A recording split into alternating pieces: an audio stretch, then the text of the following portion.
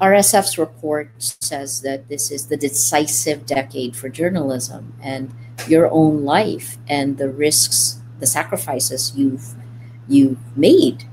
You're living in Russia instead of in the United States. You can't go back. You could get arrested. You would get arrested if you went back to the US. These sacrifices that you've made to live by, to be a whistleblower, this seems to be what this decade is going to demand. What advice would you give to journalists, people who want to get the truth out?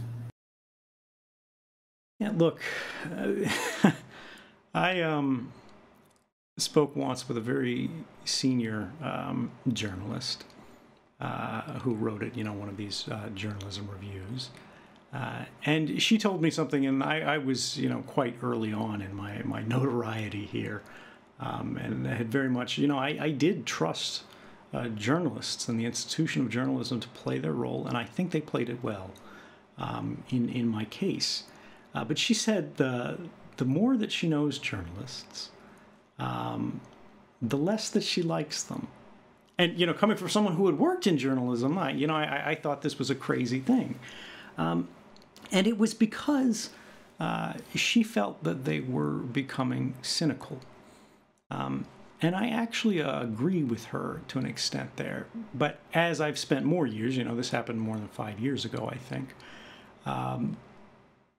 I've realized that it's not journalists, it's all of us.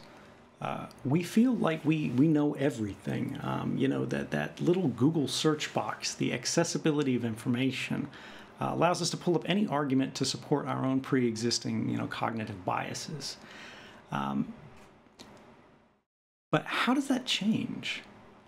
Somebody out there, somewhere, cares enough to make the argument that no, actually, all of you are wrong. You think you understand what's happening, but actually you look at this, and this, and this, and this, and what do you think now? And I think that's really the heart of journalism.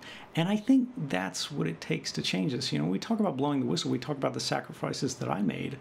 There were over 30,000 people working at the NSA. Not all of them knew what I did, but there were plenty of people who should have known or could have known, and they could have done something, and they didn't. For me, it wasn't about, standing up and saving the world. I haven't saved the world, and I don't think that one person can, but what we can do is we can make it better, one step at a time. We can do something for ourselves, for our families, for our communities, to say, look, I know you think that, but I have seen evidence that actually something very different is happening, and I think it's alarming, and I think we should do something about it. I think we should reconsider the path that we're on. And that's what this is. We talked about this feeling of disempowerment. Whether you're a journalist, whether you're an ordinary person, the world is facing an extraordinary slate of threats on basically every axis of progress. We are at the beginning of an age of regression if we do nothing. But progress can be sustained, and the way we do that is we recognize that, people talk about reform and this potential to fix things, and they think, well, if we just wait, eventually they'll wake up and things will get better, the people in charge.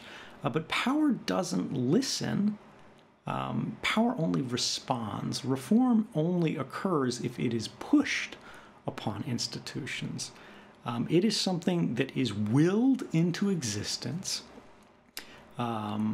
by a collective civil ideal. And there is no class in the world that is more capable of developing that kind of popular consensus than journalists.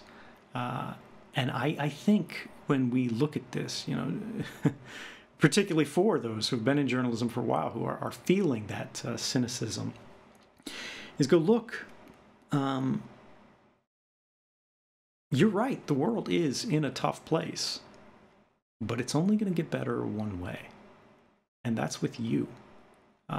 Yeah, you can start and make a difference one way. You can stand up, you can blow the whistle, you can, whistleblowing isn't about who you are. It's not about your skill set. It's about what you can prove. It's about what you've seen. And this is what I think journalists are good at. And this is what everybody has a role in, you know. Wherever you work in your office, whether you work for the government, whether you work for the company, whether you work, you know, at a convenience store, if you see something that matters, and we all see things that matter in different parts of our lives, and you say, I can't ignore this, that's the beginning of something more. Tell somebody about it. Persuade them as best you can that this is something worth considering, and see if they agree with you. And if they do, you tell somebody else, you tell somebody else. Reform is a process that starts with you, but it does not end with you. We have to stop thinking in these binary terms where either we save the world or the world saves itself, but there's nothing we can do. Either we do everything or we do nothing. Now, all we have to do is enough.